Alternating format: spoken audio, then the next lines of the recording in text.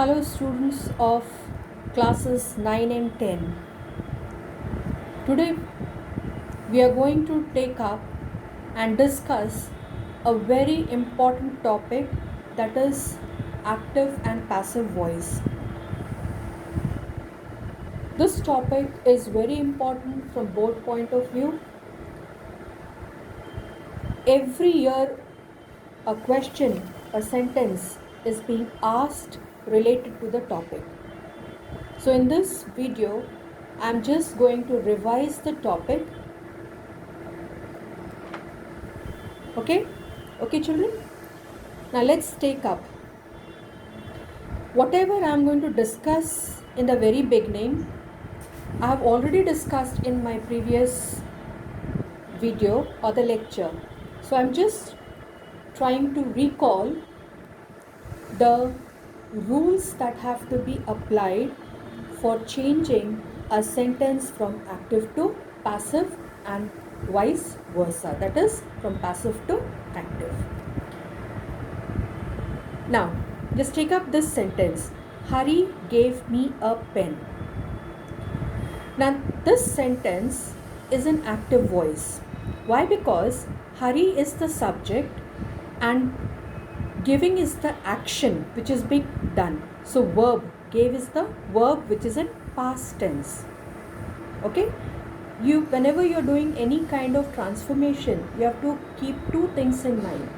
One is the meaning of the sentence must not change, and the second is the tense. You cannot change the tense. So this sentence is in past tense. Hari gave me a pen. So what you have to keep in mind is Hari is the subject, gave is the verb, me is the indirect object, and a pen is a direct object. So Hari is doing the action of giving a pen to me. That's why it's an active voice. Now when you change it into passive voice, what is the first rule that has to be implemented is subject becomes an object and object becomes the subject. The very first thing. Now in this example you can see me, which is an indirect object, has been changed to I as the subject in the passive voice. Okay, then you have a pen is an object, it's a direct object. Clear? Then you have the verb. Now this verb gave has to be changed in the, you have to use the be plus V3. V3 means third form of the verb. V3 over here is the third form of the verb. Okay, so gave has been changed to was given. Now was is the form of be. I have told you to use be, no?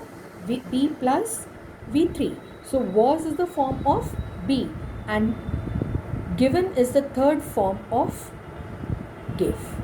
Okay, so this is what has to be done when you're changing it into passive voice. And then here the subject, that is Hari, in the active voice has been changed to the object here, and you are having the agent by. Agent by is used in the passive sentence. Okay, so these are the rules that you have to remember.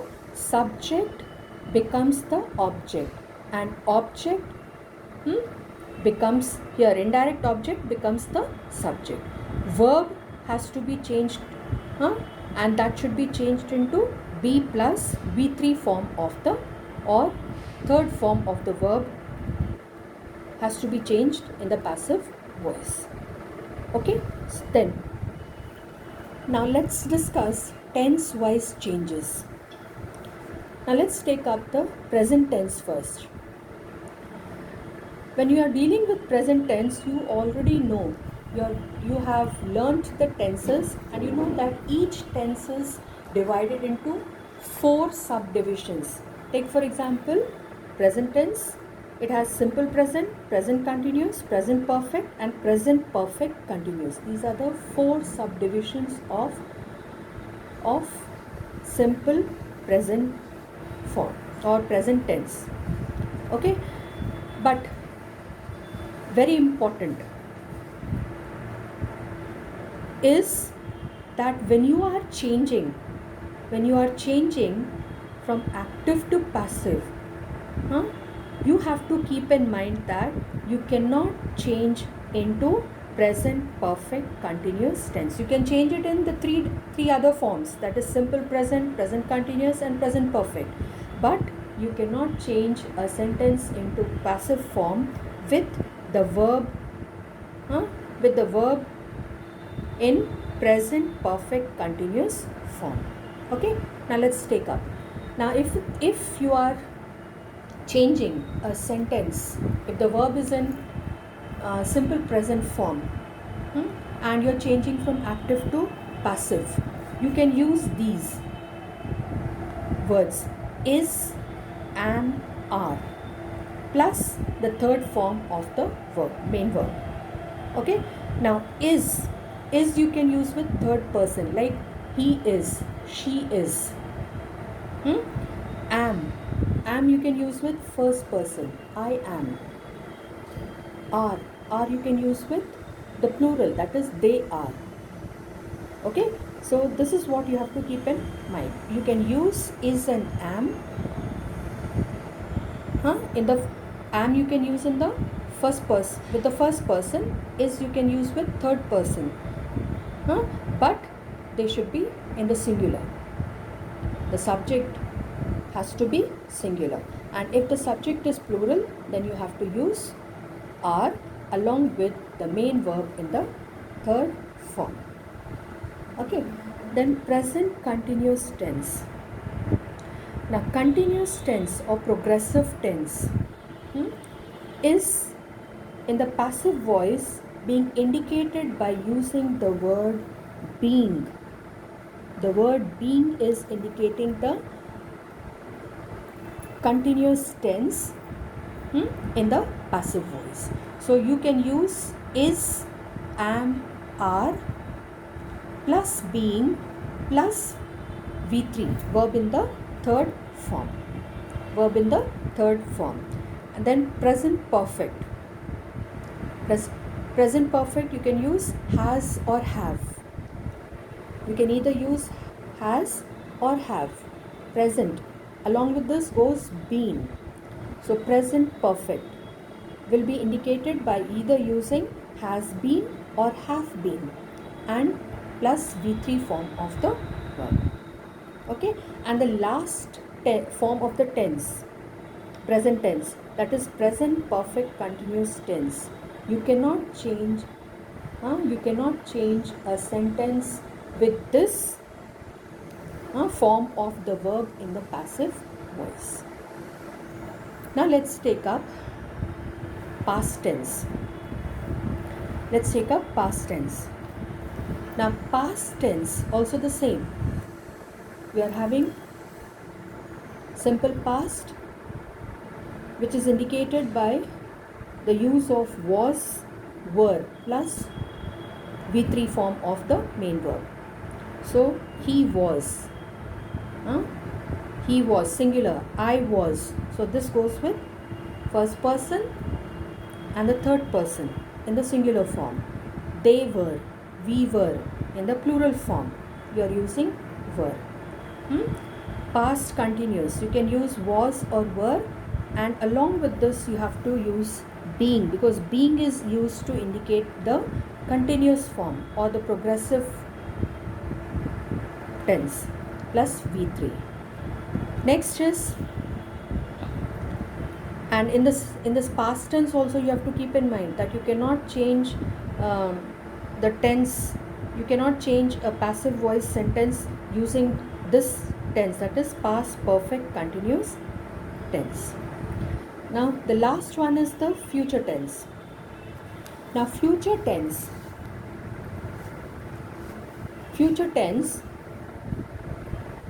you are having simple future and you are having future perfect. Simple future is indicated by using will or shall. Along with this you are using be. He will be, I shall be plus verb in the third form. Future perfect will be indicated by using will plus have been, or shall plus have been. And the last tense, that is last two forms of the tense, future tense, cannot be used in the passive form. Okay, so if you are framing a sentence in the passive form, you cannot frame a sentence using future continuous or future perfect tense in the passive voice. These are the rules which I had already discussed when we had discussed the topic.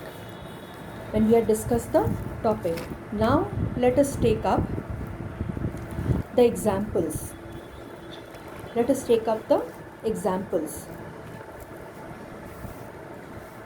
Now, the first sentence, you all have to apply the rule. Okay, first sentence is, they find it very useful. Whatever rule I have just discussed has to be implemented here, and you find here, find is the present tense. Okay, so they is the subject, and it is the object. So as I've told you, subject becomes object and object becomes subject. So when you change it into passive voice, what happens? It becomes the subject here, and I've told you that you can frame a passive voice sentence using is plus V3. So find is then converted into or changed into is found very useful, by them. So this they, which was the subject here, has become the object here. Okay, and I've told you the agent by has to be used. Okay, now next example, that is, we are building a house. Now this is in present progressive tense, and a house is the object in this sentence. This becomes the subject in the passive voice. So this sentence is in the passive voice, converted into passive voice, and you find here a house becomes the subject. Then is being built. Are building is indicating what? What tense? Present progressive tense. So when you are changing, progressive tense is indicated by using the word being. So is being built. So is the present, being is the progressive, and V3, third form of build, is built by us. So by is the agent used here. Third, the crowd laughed at the clown. Now, when you are having a preposition used in the active voice, when you change it into passive voice, you cannot omit that preposition. Okay, so when you change the sentence, the crowd laughed at the clown. Laughed is the past tense used in the sentence here. Okay, the crowd is the subject, and this is the laughed at in the active voice is used as the prepositional verb. It is used as the prepositional verb. Therefore, you cannot omit at when you are changing the sentence into the passive form. And the clown is the object here. So when you convert it into passive voice, what do you find here? The clown, which was the object in the active voice, has been converted into the subject. Was laughed. Past form. Was, clown is singular, so you are using was to indicate the past tense, and was laughed is the V3 form, and you as I've told you, you cannot omit at from this sentence because at is used here as the prepositional verb. Therefore laughed at by the crowd. Next, was he playing football? Now this active voice sentence is in the question form. When you change it into passive voice, your answer has to be in the question form only. You cannot change it into a statement. Okay, so was he playing football? When you change this, it becomes was football. He is the subject here, no? And playing football is the object. As I have told you, football becomes the subject. So, and being is indicating the continuous tense. Being is indicating the continuous tense. Played by him. So it is in the question form. Therefore, you must put the question mark. Don't forget to put the question mark. Okay. So was football being played by him? Next example. Someone has picked my pocket. Now there are certain sentences like in this sentence. Even if you don't write by whom the action, by whom the pocket has been picked, it is understood that somebody. But if it is mentioned here, the thief, if in the active voice sentence it is mentioned the thief has picked my pocket, when you change that into passive voice, then you have to mention in your passive voice, my pocket has been picked by the thief. But here someone is mentioned, so it is understood, it is taken for granted that it is being picked by the thief. So when you frame a passive voice sentence, the sentence is in the passive voice. When you frame it, it becomes my pocket has been picked. So it is in the past perfect form. It is in the present perfect form. Has been picked. By someone is not required here. It is understood that it has this picking of the pocket has been done by someone. Next example. She will cook supper for us. Now this is an active voice in the future form. Will cook. When you change this into passive voice, it becomes supper will be cooked. So future, I have told you, just remember the rule, will plus be plus V3 form of the main verb. So will be cooked for us by her. Okay. Then, when will you discuss the topic? Now again remember that the sentence is in the future form. Will discuss. This is indicating the future tense. Okay. But it is also in the question form. So when you change it into passive voice, you have to bear in mind that the passive voice must be written in the question form only.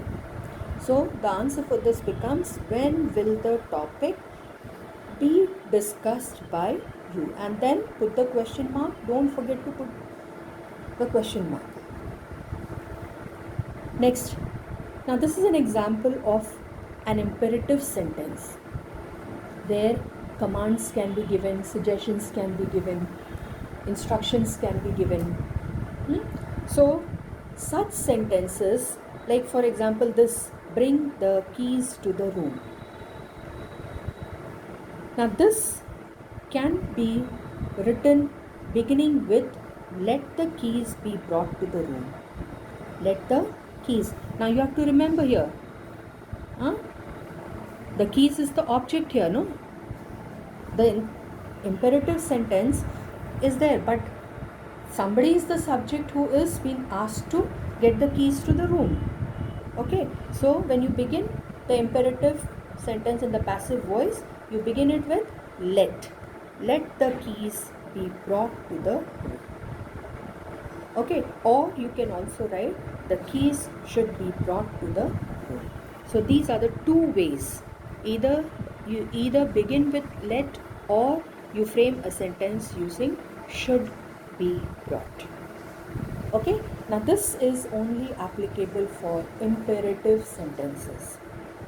Okay, so these are the sentences that we have revised, and whatever rules have been discussed in the video, and before also whatever rules were being discussed, the implementation of the rules have to be made in the transformation of sentences from active to passive or passive to active. Okay, with this I conclude this topic, and in case if you have any doubts, you can put up your queries in the WhatsApp group, or you can contact me personally. Thank you.